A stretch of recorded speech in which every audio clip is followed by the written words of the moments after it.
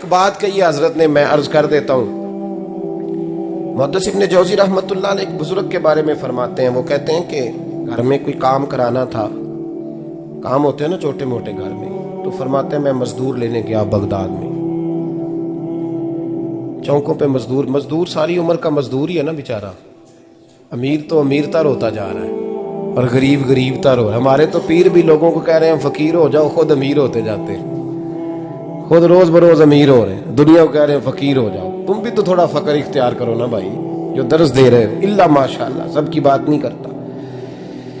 फरमाते हैं कि मैं ना मजदूर लेने गया, बगदाद के चौक में मजदूर बैठे होते थे, तो मेरी उन मजदूरों में से ना एक नौजवान बच्चे पे नजर पड़ी। बड़ा कमजोर सा वजूद था, लेकिन चेहरे पर इबादत का निशान था। माथा बताता था कि नमाज का बड़ा ख्याल रखता है। मैं उसके करीब गया, चेहरे भी बड़ा कुछ बताते हैं ना, चेहरों में भी बड़ी रानाई होती है। फरमाते हैं मैं करीब गया, मैंने उसको कहा बेटे मजदूरी करोगे? तो कहने लगा मजदूरों में बैठा हूं तो हुजूर मजदूरी के लिए ही तो बैठा हूं। तो मैंने कहा कि चलो फिर। कहने लगा नहीं मेरी कुछ शर्तें।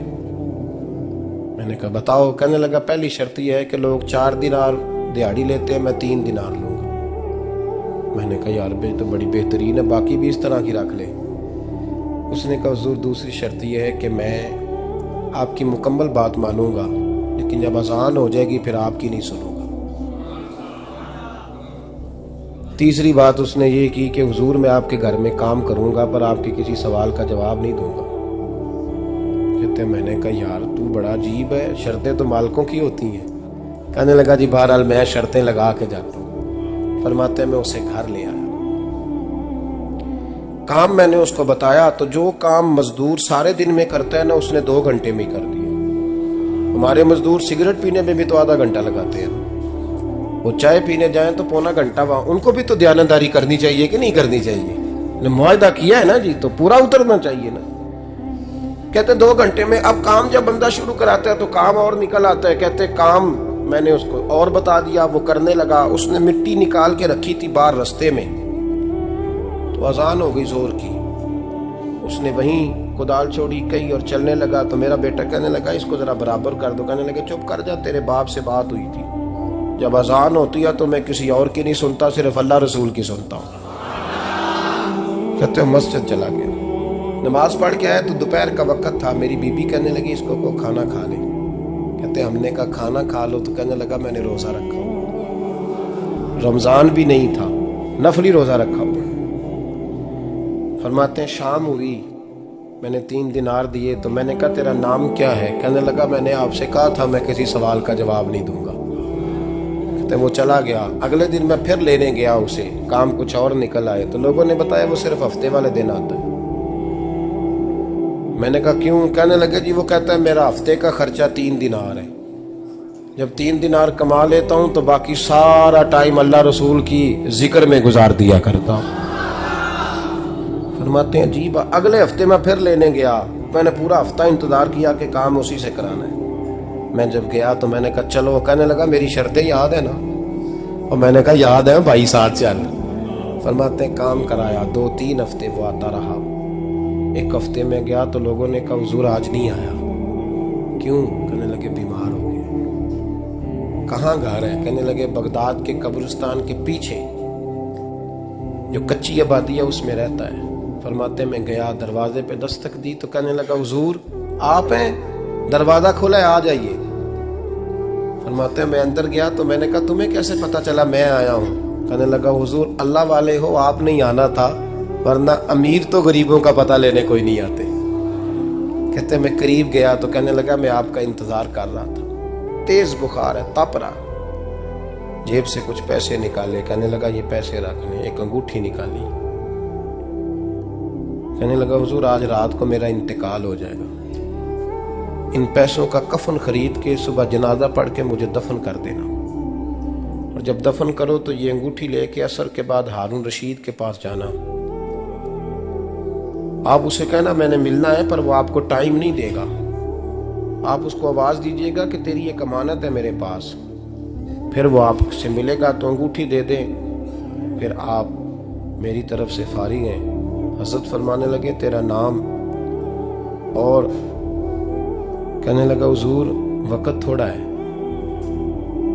आज रात मैंने जाना है, बड़ी लंबी माफी मांगनी है रब करीम से, अगर मुनासिब समझे तो मुझे अपने रब से तन्हाई कर देने। फरमाते मैं आ गया, पर उसकी बातों ने मुझे सारी रात सोने नहीं दिया। फरमाते सुबह बड़ी मुश्किल से सूरज निकला, मैं गया, दरवाजे पे हाथ रखा तो दरवाजा खुला हुआ था।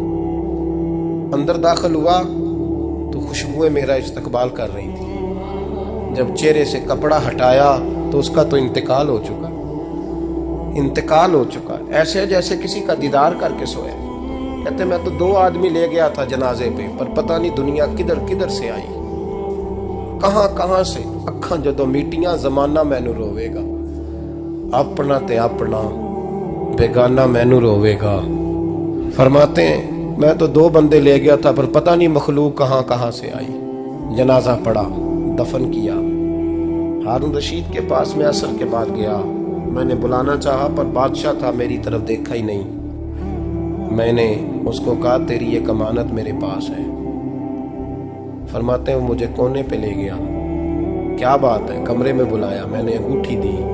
हारून रशीद तो चीखे मारने लगा, कहने लगा अंगूठी वाला कहाँ है? मैंने कहा वो तो इंतकाल कर गया। कहने लगा मुझे कब्र पे ले चल। कहते मैं कब्र पे लाया तो वो लेट गया, तड़प के रोने लगा। मैंने कहा मेरा कलेजा फट जाएगा, ना उसने कुछ बताया ना तूने बताया, ये कौन था?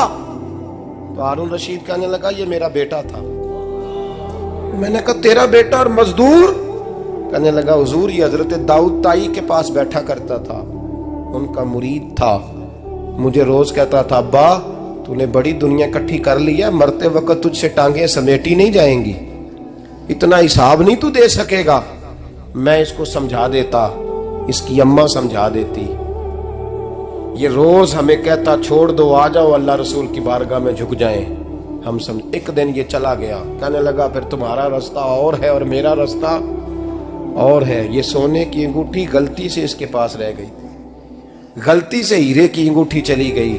कहने लगा देखो मेरे बेटे ने आज वो भी वापस कर दी है।